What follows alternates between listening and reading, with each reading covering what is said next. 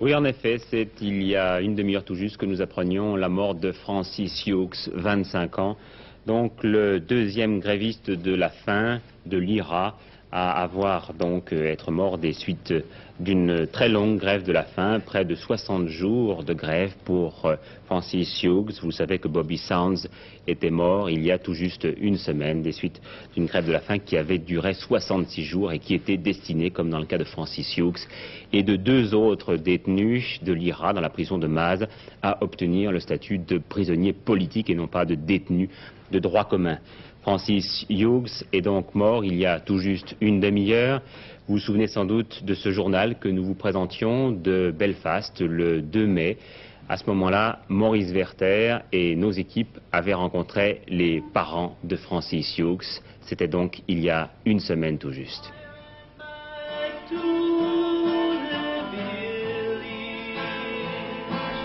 Blahy, à 60 km à l'ouest de Belfast, un paysage qui rappelle un peu la Normandie, une campagne riche, des cultivateurs à l'aise. C'est là qu'a grandi Francis Hughes, 25 ans, 9e d'une famille de 10 enfants. Il en est à son 48e jour de grève de la faim. Comme Bobby Sands, il veut obtenir le statut de prisonnier politique. Blessé le jour de son arrestation, il avait tué un soldat britannique, il est aujourd'hui aux portes de la mort. Ce jour-là, sa mère revenait de la prison de Maze à Belfast, où elle, avec un autre de ses fils, avait constaté l'état qu'il juge désespéré de Francis.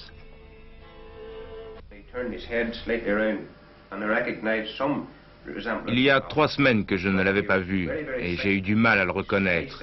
Il est très malade, ses os percent la peau. Il est vraiment dans un état épouvantable.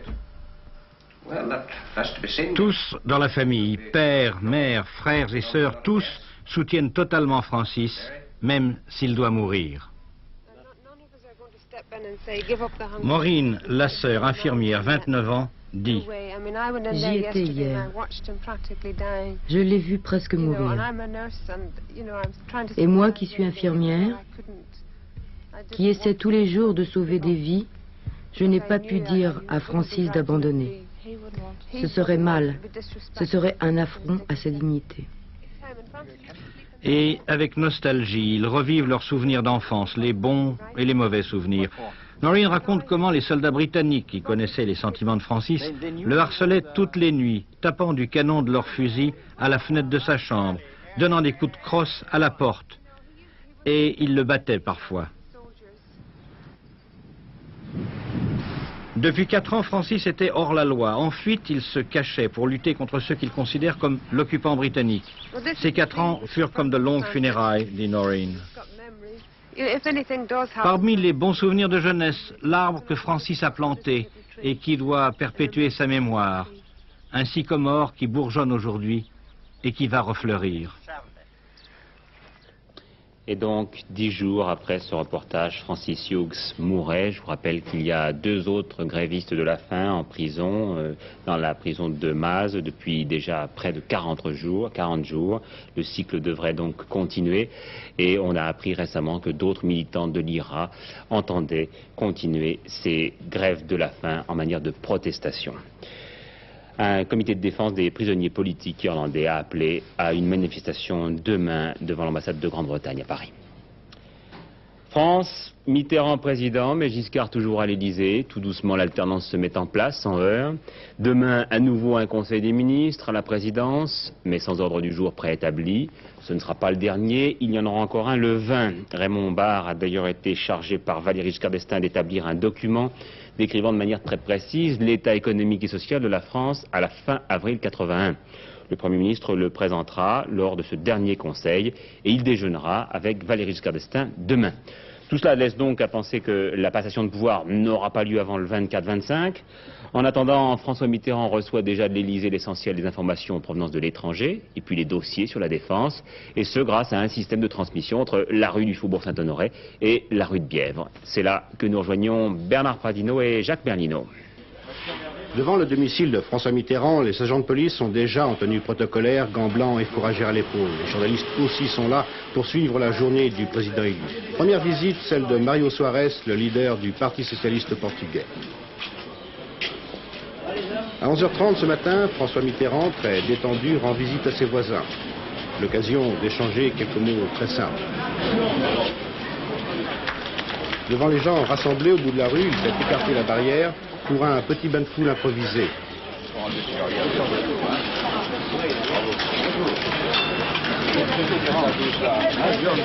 Qu'est-ce que vous faites là? On est heureux. On est heureux.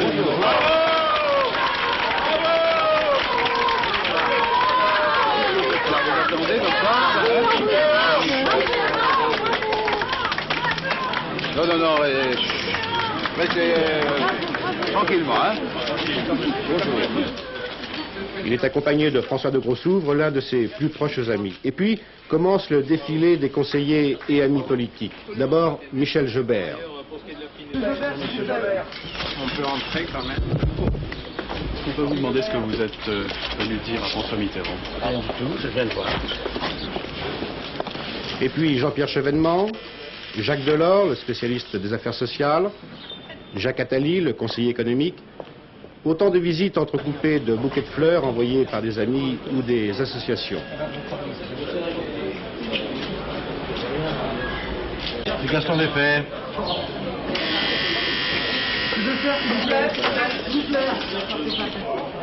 Et pour terminer la journée, une superbe gerbe apportée par l'ambassadeur de la Corée du Nord.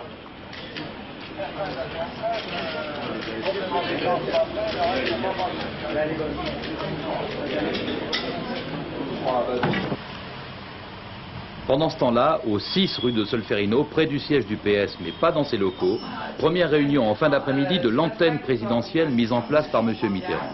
Il s'agit d'un cabinet de transition qui assure la liaison entre aujourd'hui et la date d'installation à l'Élysée du nouveau président. Ce groupe est animé par Pierre Bérégovoy, qui travaille depuis longtemps aux côtés de François Mitterrand. On y trouve Jacques Attali, directeur du cabinet de M. Mitterrand, Michel Vauzel, à gauche, avocat. Il a plaidé pour le PS dans l'affaire des radios locales. Jean Glavany, l'un des plus jeunes de l'équipe, chef de cabinet, il a joué un rôle important pendant la campagne. Nathalie Duhamel, attachée de presse du candidat socialiste et du président élu. Paulette Decrène, une des fidèles de M. Mitterrand, elle est depuis des années à son secrétariat. Notre principale préoccupation n'est pas la liaison avec les pouvoirs publics actuels. Nous avons à préparer les liaisons nécessaires avec l'ensemble des organisations syndicales et des associations qui sollicitent déjà des entretiens avec François Mitterrand. Nous avons d'autre part à prendre les contacts normaux avec les pouvoirs publics. Mais il ne faut pas confondre les genres. La responsabilité des affaires publiques incombe jusqu'à l'installation de François Mitterrand à l'Élysée à M. Valéry Giscard d'Estaing et au gouvernement de M. Barre. Et matériellement, M. Bérégovoy, comment s'établissent ces contacts avec les pouvoirs publics? Écoutez, si j'ai besoin d'une information nécessaire au travail que j'accomplis, je décroche mon téléphone et je cherche l'interlocuteur qui peut me la fournir.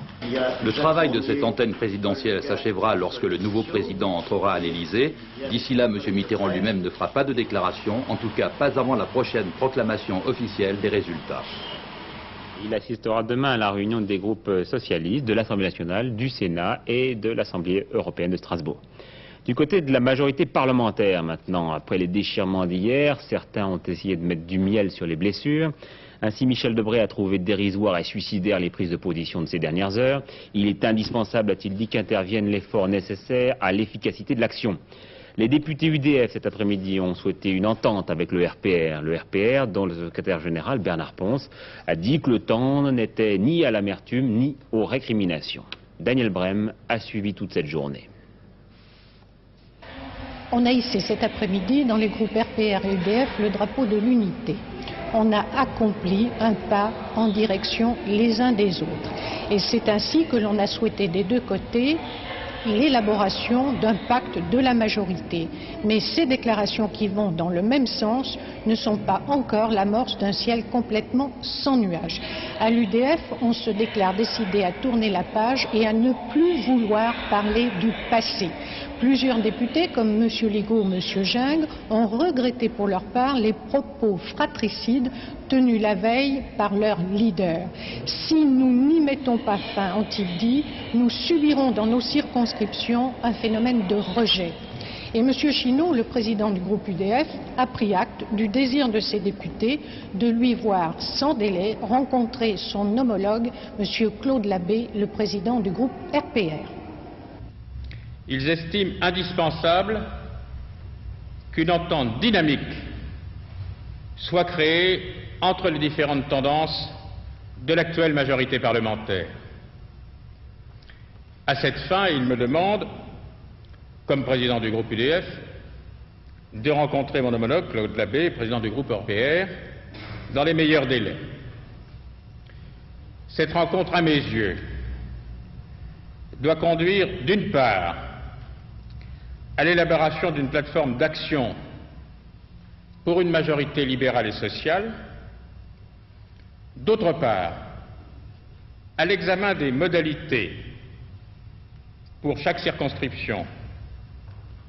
Modalité, cela veut dire candidature unique au premier ou au deuxième tour, modalités les meilleures devant assurer le succès de cette union. Le groupe RPR, Jacques Chirac s'est félicité du retour au bercail de ceux qui avaient fait campagne pour Debré. Après avoir recommandé la non-réponse aux polémiques et aux calomnies, le maire de Paris a précisé « Je n'entends pas du tout être le chef de l'opposition. J'ai l'ambition d'être l'élément dynamique d'une nouvelle majorité élargie. Et ce, pour une politique s'inspirant pour l'essentiel des propositions de ma campagne. Ce n'est qu'après les discussions sur ce programme que seront prises les décisions de candidature unique ou de primaire, beaucoup d'élus des deux groupes préférant la première solution. À la difficulté d'élaboration de la plateforme vient s'ajouter le fait que Jacques Chirac a été mandaté avec Claude Labbé et Bernard Pons pour mener les négociations. Or, l'UDF ne veut les mener qu'avec Claude Labbé. Le président du groupe RPR explique dans quel esprit il les envisage.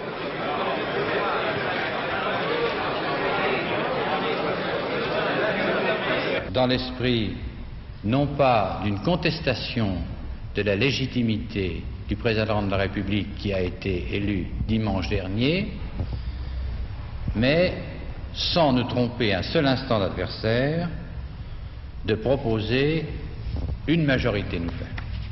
Dans ce but, dans cet esprit, Jacques Chirac propose que nous établissions en commun un pacte pour la majorité nouvelle, qui serait donc non pas la reconduction avec ses erreurs et ses faiblesses et ses insuffisances de la majorité ancienne, mais dans l'espoir d'un succès aux prochaines élections législatives, un pacte pour la majorité nouvelle. Les députés UDF semblaient estimer que cette élection, c'était leur affaire, pas celle du président sortant. Et puis, il y a eu ce commentaire de Bernard Stasi à Antenne de Midi. Avant de créer un parti libéral, a dit le président délégué du CDS, il faut gagner les législatives. Du côté du Parti communiste, un comité central le 15 mai, c'est-à-dire vendredi prochain, dès maintenant, a dit le bureau politique, nous sommes prêts à assumer au gouvernement, comme à tous les niveaux de la vie nationale, toutes nos responsabilités. La victoire du 10 mai n'aurait pu être remportée sans les communistes, le changement ne pourra s'accomplir sans eux. Et puis, dernier lieu géographique sur lequel nous avons l'œil depuis 2 jours, la bourse. Aujourd'hui, une centaine de valeurs françaises ont pu être cotées, tout à la baisse et en fin de séance. Une centaine, c'est-à-dire à peu près 1 sur 2. L'or a poursuivi de son côté sa hausse. Jean Lebert. On a finalement pu coter aujourd'hui une centaine de valeurs sur les 200 traités à terme à la Bourse de Paris. Les baisses se situent entre 20 et 22% par rapport au dernier cours de vendredi. Quelques nationalisables, Thomson Brandt, le Crédit du Nord et Marine Wendel, ont même pu être cotés en baisse de plus de 20%. Le début de la séance avait été retardé de 45 minutes, en raison de l'abondance des ordres. Mais si les ordres de vente restaient très nombreux, une certaine résistance à la baisse s'organisait, notamment par les achats des investisseurs institutionnels. L'agitation autour de la corbeille, différente de celle d'hier et le redémarrage des cotations, permet d'envisager pour la fin de la semaine un équilibre entre l'offre et la demande, chacun digérant ses pertes. Oui, d'ailleurs, les dossiers de l'écran ont un thème tout à fait voisin. Il s'agit des petits porteurs, donc, à la bourse. Ce sont évidemment les valeurs des sociétés nationalisables qui ont le plus chuté, 20% en moyenne. Ces sociétés, je crois qu'il est temps que nous vous les représentions précisément. C'est ce que va faire Jean-Claude Renaud en posant 3 questions. Première question, le nombre des nationalisations. Il a été clairement défini par François Mitterrand le 5 mai. Voici donc la liste limitative des 11 groupes industriels nationalisables.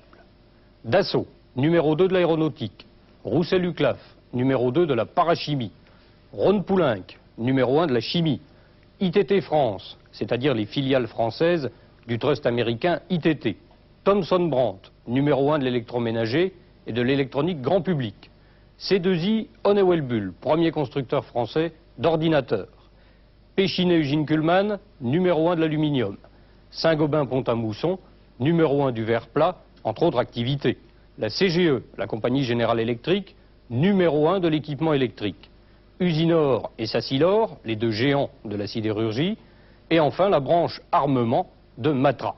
Voilà, ces 11 groupes comptent environ 600 000 salariés et leur nationalisation porterait à 40% la part du secteur public dans l'industrie. Deuxième question, qu'est-ce qu'une nationalisation? C'est l'État qui s'approprie le capital d'une entreprise dont il rachète les actions détenues ici ou là. On ne sait pas combien d'actionnaires sont concernés, des petits porteurs ont seulement 2 ou 3 actions, de grands investisseurs peuvent en détenir plusieurs milliers. Troisième question, comment seront indemnisés les actionnaires? Le Parti socialiste a toujours affirmé sa volonté d'indemniser de façon équitable. Jacques Delors a précisé que l'indemnisation tiendrait compte du cours des actions sur une longue période. Pas de mauvaise surprise donc en cas de chute brutale de la bourse, comme c'est le cas en ce moment. Enfin, dernier point, la forme de cette indemnisation. Il n'y aura pas de formule unique, ont déjà annoncé les experts socialistes. Cela dit, on peut imaginer que l'État échange des actions rachetées contre des obligations, comme ce fut le cas en 1946 avec le gaz et l'électricité. C'est une formule probable, le tout étant de connaître le taux de ces obligations, leur éventuelle indexation et les conditions dans lesquelles elles pourraient être négociées.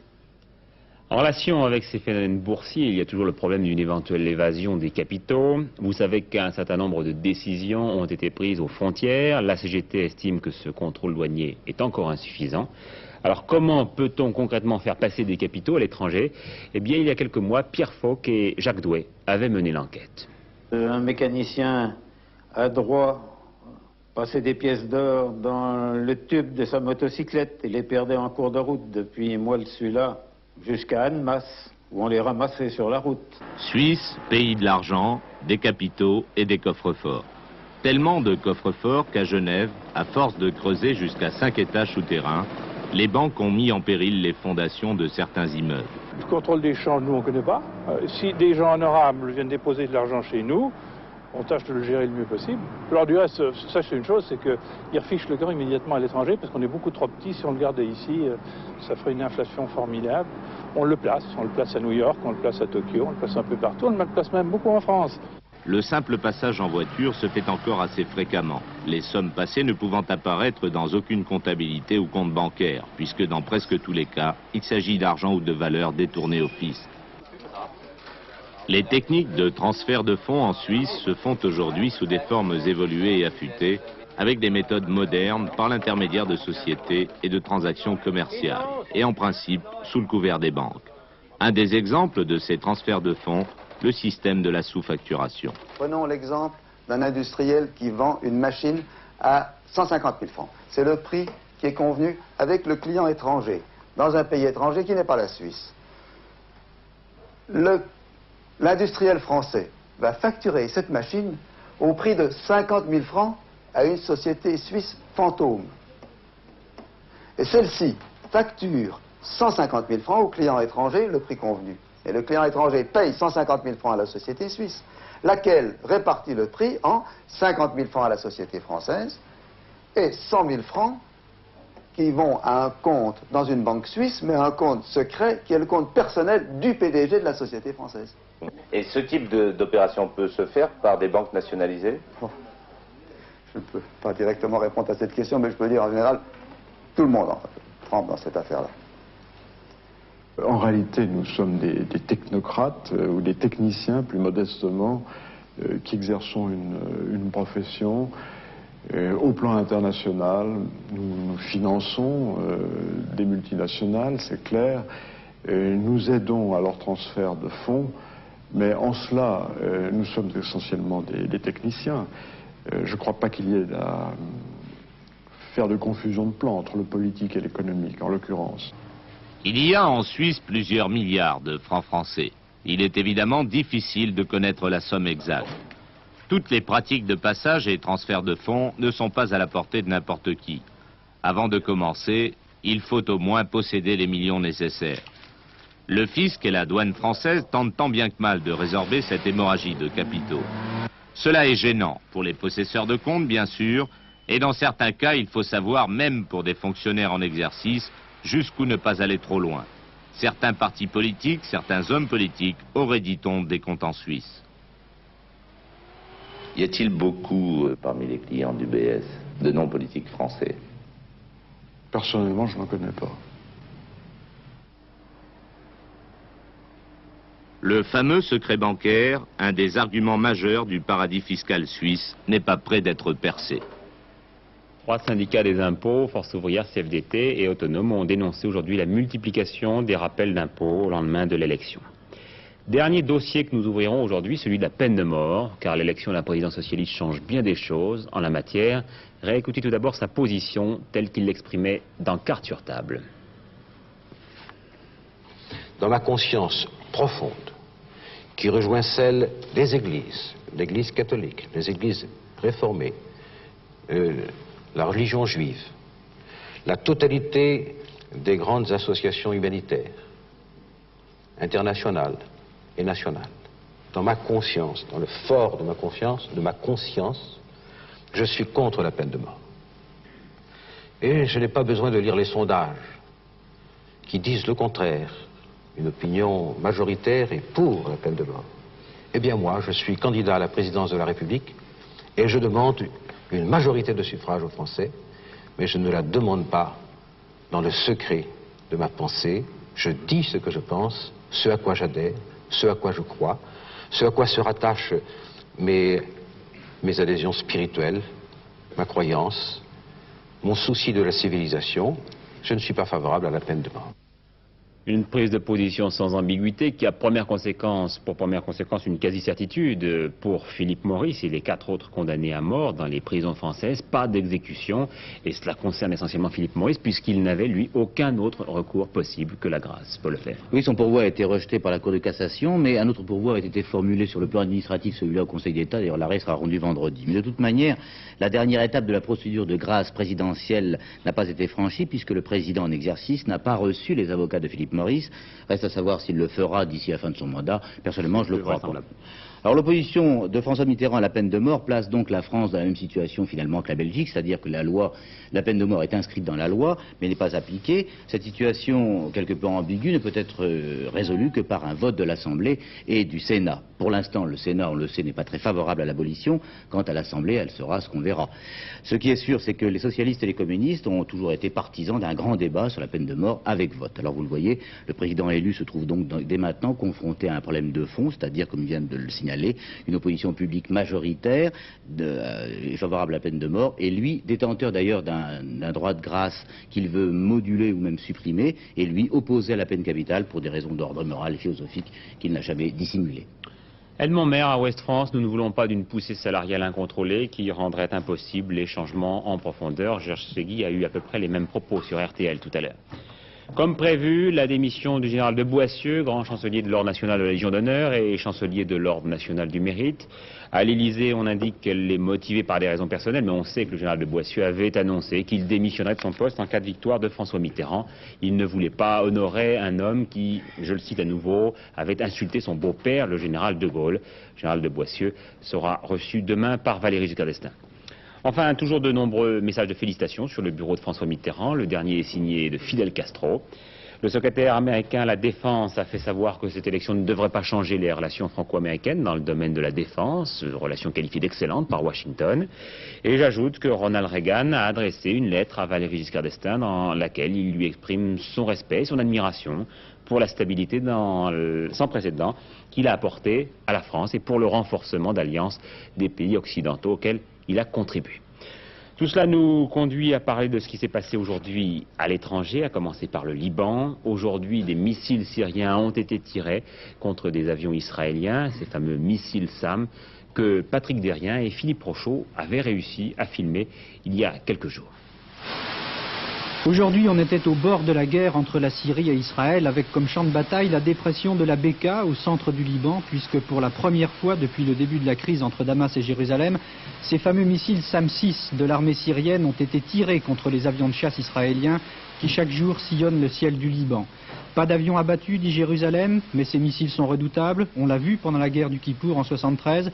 Ils ont abattu une centaine d'avions israéliens au-dessus de Damas. Et l'on comprend pourquoi les Israéliens demandent que la Syrie les retire du Liban. Alors ces missiles, nous avions pu les localiser. Ils se trouvent à 50 km des frontières d'Israël à vol d'oiseau, c'est-à-dire dans la base militaire libanaise de Rayak, qui est aujourd'hui occupée par l'armée syrienne, et autour de la ville chrétienne de Zarlé, puisque ces missiles sont destinés à protéger les opérations syriennes dans les montagnes du Liban et autour de la ville chrétienne de Zarlé. C'est-à-dire qu'un avion israélien qui pénètre dans l'espace aérien libanais, en 2 minutes, il se trouve tout de suite sous l'objectif de ces missiles syriens. Donc on comprend pourquoi les Israéliens tiennent absolument à retirer ces missiles, vous le voyez. Donc apparemment un regain de tension au Liban, mais dans le même temps on apprend que l'aéroport de Beyrouth sera très prochainement réouvert. Oui, c'est difficile de savoir exactement ce qui va se passer. Tout dépend au fond de la médiation de M. Philippe Habib, le médiateur de M. Reagan, le président américain. Parce qu'on a un peu l'impression, si vous voulez, que les Israéliens comme les Syriens avaient intérêt à ce qu'il y ait un affrontement. Pourquoi? Parce que les Israéliens sont d'abord à 1 mois et demi des élections, et puis les Syriens se trouvent isolés sur la scène arabe parce que l'Arabie saoudite et le Koweït ont refusé pour l'instant de renouveler leur aide financière à la force arabe de dissuasion, c'est-à-dire à l'armée syrienne. Donc finalement, ce conflit pourrait ressouder un peu l'unité autour de la Syrie contre ce qu'on appelle dans les pays arabes l'ennemi commun qui est Israël. Mais de toute façon, quoi qu'il arrive, on peut dire que maintenant, et pour la première fois dans son histoire, le Liban va être un pays de la confrontation avec Israël. Toujours à l'étranger, un nouveau cadavre de jeune noir à Atlanta. Ce serait le 27e corps découvert depuis près de 2 ans. Et puis le reste de l'actualité hors de nos frontières, en Pologne et en Grande-Bretagne, avec Philippe Châtenay. À l'issue du sommet anglo-allemand, Margaret Thatcher et Helmut Schmidt ont exprimé leur désir de rencontrer le plus tôt possible le président élu français pour connaître son sentiment sur les grands problèmes mondiaux et européens. Ainsi, Mme Thatcher et le chancelier Schmidt, dont les rapports passés ont parfois été difficiles, sont tombés parfaitement d'accord pour réclamer un plafonnement de leur contribution au budget de la CEE, soulignant que leurs pays étaient les plus importants contribuables européens. Reste à savoir ce qu'en pensera Paris.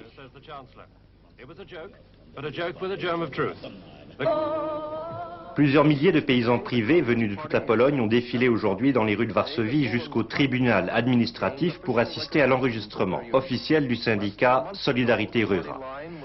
Le nouveau syndicat libre regroupe 2,5 millions d'agriculteurs privés qui luttent depuis 6 mois pour obtenir le droit de se syndiquer.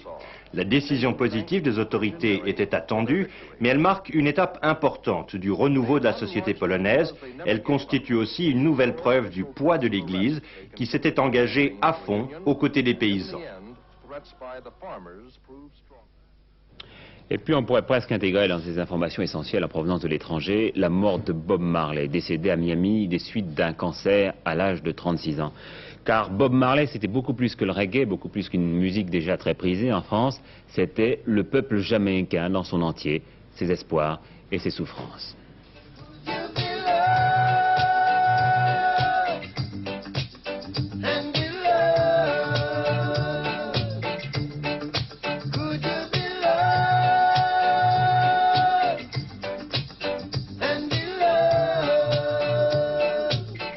Bob Marley, c'était le roi du reggae. Cette musique populaire jamaïcaine, musique des ghettos, de la misère, musique syncopée, envoûtante, militante aussi. Bob Marley, par ses chansons, est devenu en effet le porte-parole des Rastas, ces Jamaïcains coiffés avec des longues nattes, des dreadlocks, qui proposent le retour en Afrique, l'amour de Dieu et le libre usage de la marijuana. Bob Marley était leur messager, son succès a vite dépassé la Jamaïque. Il a fait connaître et aimer le reggae au monde entier. Dans la vie de Marley, il y avait la musique, mais il y avait aussi le football. Football is a whole skill to itself, a whole universe to itself. I love it because you have to be skillful to play it, you know. Because we play football and we play music.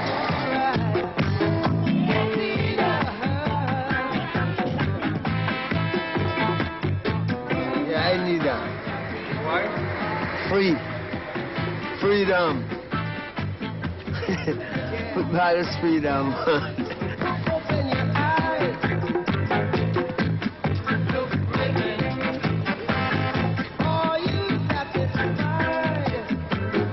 Bob Marley, qui s'est produit il y a quelques mois au Bourget, dans la banlieue parisienne, avec un succès immense, Bob Marley restera le véritable symbole du reggae, l'un des phénomènes musicaux les plus étonnants, les plus importants sans doute, de ces dernières années. Depuis hier, la Jamaïque est en deuil, les radios diffusent de manière ininterrompue ses chansons. Son corps doit être ramené très bientôt dans son pays. Et jusqu'au dernier moment, Bob Marley aura prêché l'amour, la vie et la liberté.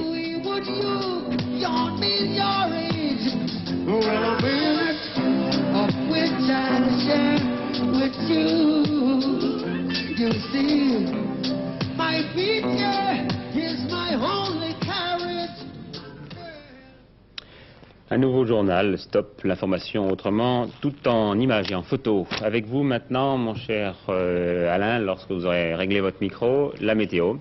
Un peu plus de soleil pour demain, tant mieux car les températures sont toujours aussi fraîches. Un coup d'œil sur celles qu'il faisait aujourd'hui à 14 h. Vous allez constater tout de suite qu'elles étaient en dessous de 20 degrés, alors que dans certaines régions, elles devraient être au-dessus de 20 degrés. 8 degrés à Limoges, c'était le minimum. La prévision pour demain, région par région, comme vous le voyez, encore de la pluie de la Manche aux Alpes, mais dans l'après-midi des éclaircies. Ailleurs, temps brumeux le matin, puis de belles éclaircies l'après-midi. Pour jeudi, de nouveau davantage de soleil, sauf dans le nord où il y aura un peu de pluie. Et sur le Cévennes, le Languedoc et les Pyrénées, une arrivée d'une zone pluvio-orageuse en fin d'après-midi. Les températures prévues pour demain, région par région, encore une fois, le matin entre 9 et 10 degrés et l'après-midi en moyenne 18 degrés pour les villes qui s'inscrivent sur votre écran. Voilà, j'ai été court. Oui, très très bien. À 23h30, Pierre Alain qui vous donnera les résultats du match de l'année, Nantes-Saint-Etienne, une manière de finale avant la lettre. Le vainqueur sera sans doute le champion 81. Et puis demain, antenne de midi, eh bien Michel Serrault qui joue dans le dernier film de Christian de Challonge, Malville. Et puis nous nous retrouvons demain à 20h. Voilà, le match Nantes-Saint-Etienne vient de commencer au stade de Marcel Saupin. C'est sur ces images que je vous quitte. À demain, 20h. Bonsoir.